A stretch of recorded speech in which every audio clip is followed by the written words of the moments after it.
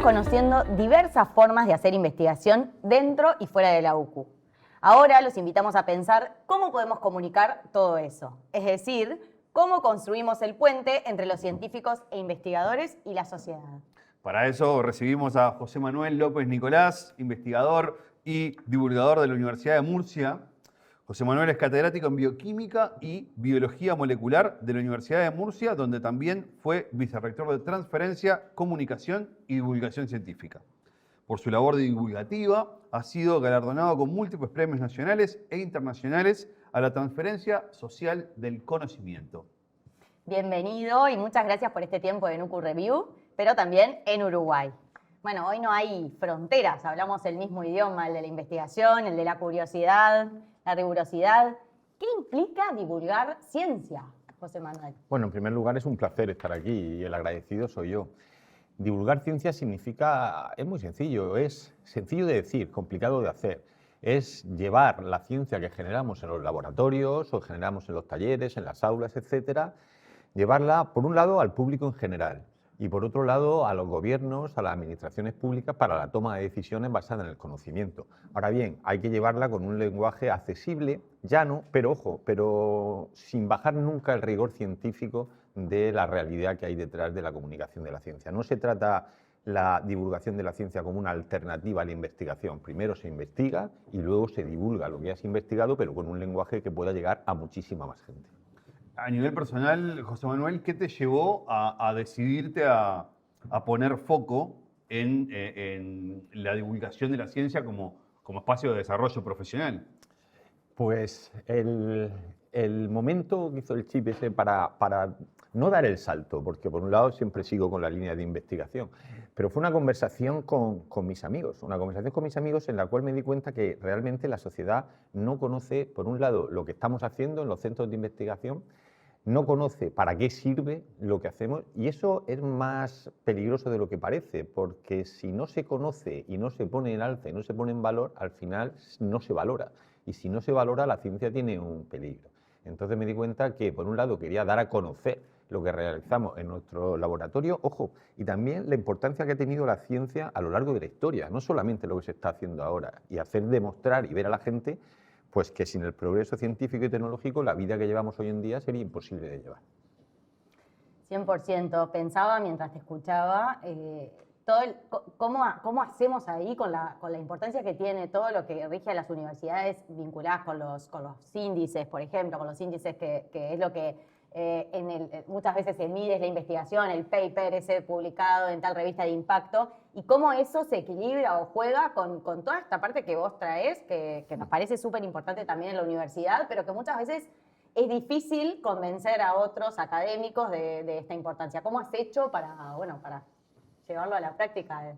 Pues es complicado, Sí. complicado, pero realmente es complicado no porque no se sepa lo que hay que hacer, sino que no encuentras personas valientes para hacerlo. ¿A qué me refiero? A que si realmente queremos motivar a los investigadores para que divulguen la ciencia, yo creo que hay que hacer varias cosas.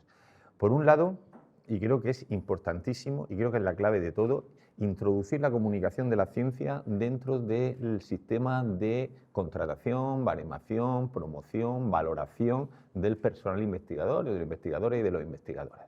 Porque si no, al final siempre lo hacemos lo mismo y siempre es como, bueno, aquí hay 3 personas que les gusta esto, pues que se pongan ellos. No. Me he dado cuenta que a lo largo de toda la trayectoria, y como tú has dicho, cuando estuve de vicerrector, que si no implantas ese reconocimiento a la labor divulgadora, al final no se hace. De hecho, cuando lo logramos hacer, tanto en el Ministerio de Ciencia, Innovación y Universidades en España y luego en la Universidad de Murcia, a la que pertenezco, pues al principio, antes de hacerlo, tenía problemas para encontrar investigadores que divulgaran la ciencia y ahora tienes problemas porque todo el mundo quiere estar. A lo mejor les da igual la divulgación de la ciencia, pero como sin ella no pueden promocionar, yo creo que está ahí el tema, porque al final en la vida, y es hasta normal, todos decimos que es de lo mío, ¿vale? Que sí, siempre estamos potenciando la importancia de la divulgación de la ciencia a la sociedad, que por supuesto es un pilar fundamental, pero también hay que mostrar al investigador qué gana él si divulga la ciencia. Y entonces en ese momento se le despierta el chip y dan el paso. Recién hace un rato lo mencionabas y creo que es una tensión que está muy presente para todos los investigadores dentro de la universidad, esto de cómo divulgar y hacer más accesibles a veces los temas y los hallazgos de las investigaciones sin perder rigurosidad y profundidad. A priori, quizás existe la idea o el preconcepto de que divulgar y hacer accesible implica perder rigurosidad. En tu experiencia, ¿cómo funciona esta tensión? Vamos a ver, si tú bajas el rigor científico a la hora de divulgar, no estás comunicando bien la ciencia. Estás haciendo un error tremendo y puede ser peor el remedio que la enfermedad. Y tiene que ser el propio investigador el que se dé cuenta que se puede perfectamente llegar a un público muy general sin perder el rigor. Ahora, tienes que encontrar, es decir, esto no es tan sencillo. Por eso he dicho antes que la comunicación de la ciencia está claro explicar el qué es, pero hacerla no es tan sencillo si queremos alcanzar los objetivos.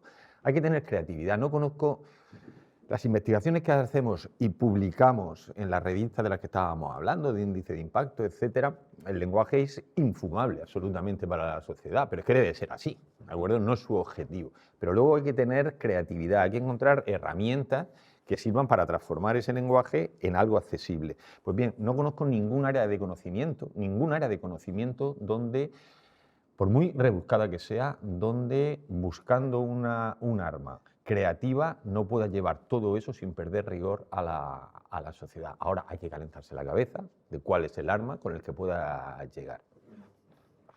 Sí, estaba pensando en justamente qué podemos hacer las universidades, ¿no? Como para poner ese chip de decir, bueno, usemos herramientas creativas que permitan, llevar a la sociedad en su conjunto, ¿no?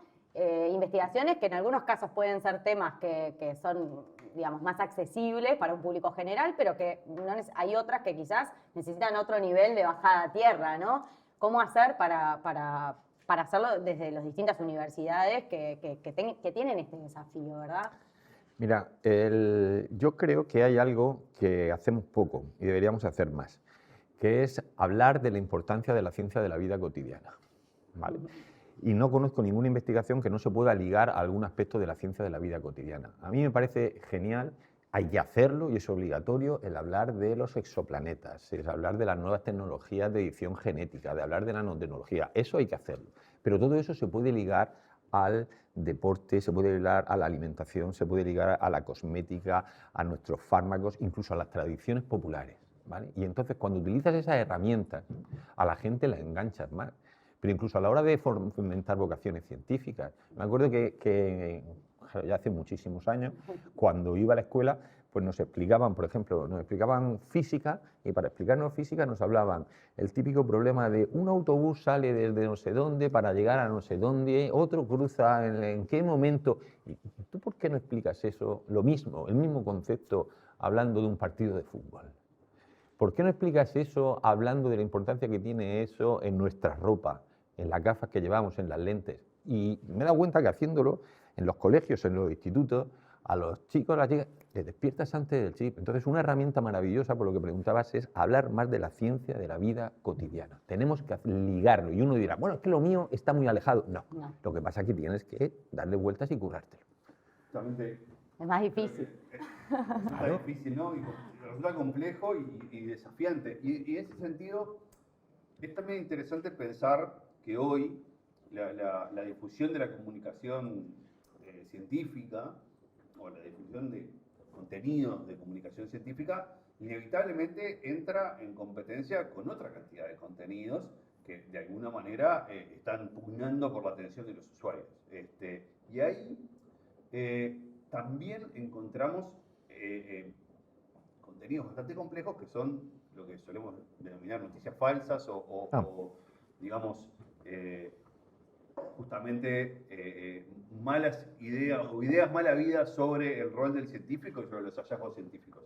¿Cómo ves esa, digamos, competencia ahí con este tipo de contenidos que suelen ser perjudiciales para la buena comunicación científica? Es muy buena pregunta. Al igual que antes decía que los gestores de los centros de investigación deberían ser más valientes a la hora de introducir la valoración de la divulgación para potenciarla entre investigadores e investigadoras, por otro lado, también los centros de investigación y los investigadores individualmente deben ser valientes para combatir para combatir no solo las fake news, sino también lo que llamamos la pseudociencia, la anticiencia, las terapias alternativas y todo eso. Debemos salir y explicar claramente que eso es una fake news o eso es una pseudociencia por esto, por esto y por esto, porque va contra el método científico en todos estos apartados. ¿Qué es lo que ocurre? Que muchas veces, por no meternos en problemas, por no generar una tensión, por a ver qué van a decir de mí, a ver, pues que lo haga otro, que pelee otro contra eso. Lo he explicado en la conferencia que di aquí en Montevideo, que uno de los objetivos de la divulgación científica es combatir las fake news y las pseudociencias cara a cara, frente a frente y bajándose al fango si hace falta. No ponerse de perfil, porque entonces no estamos cumpliendo nuestra labor como institución. Qué interesante esto. Ayer, yo me quedé con mucha pena de no ir a la conferencia de ayer, pero sí estuve con algunos asistentes a la conferencia que decían, qué inspirador, José Manuel.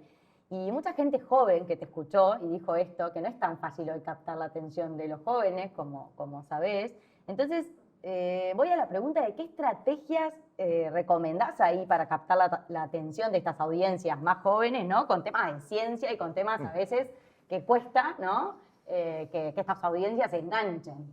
Vamos a ver, cuando uno comunica la ciencia, el primer paso que, al menos el que yo hago, cada uno tendrá su librillo, pero el primero es preguntar al público al que me voy a dirigir, luego, y una vez que ya es el público, en este caso los jóvenes, como estás comentando, es elegir el canal más apropiado por el que te vas a acercar.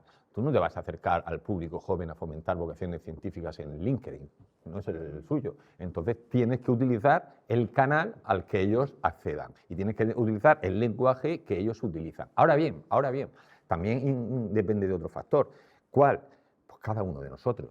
Que no todos servimos para fomentar, para comunicar la ciencia a todos los sectores y por todos los canales. Hay veces que tenemos una ambición, queremos estar en todo e ir a todos. Y eso es imposible, no tenemos todos las mismas habilidades. Entonces, seleccionar muy bien el perfil del investigador, seleccionar muy bien el canal por el cual te vas a dirigir. Si quieres fomentar vocaciones científicas entre chavales, pues tú tienes Instagram, tienes TikTok entre los más pequeños, tienes también pues, una serie de canales que son los que ellos utilizan. Y ahí tienes que entrar en su lenguaje y con unas personas que tengan habilidades para eso.